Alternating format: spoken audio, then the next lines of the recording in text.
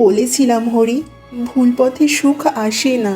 হ্যাঁ শান্তি, আমি সব হারিয়েছি, কিন্তু আবার সব শুরু করব।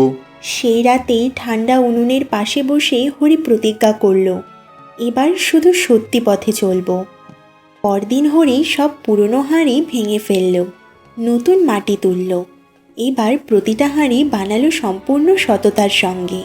বাবা, আবার হাঁড়ি বানাচ্ছ? হ্যাঁ বাবা, ভুল সবাই করে, কিন্তু সেই ভুলটা মানুষকেই শোধরাতে হয়। কিছুদিন পর সবাই দেখলো হরি আবার বাজারে ফিরেছে। এইবার লোকজন চুপ করে আছে, কিন্তু ভেতরে একটা বিশ্বাস জেগেছে।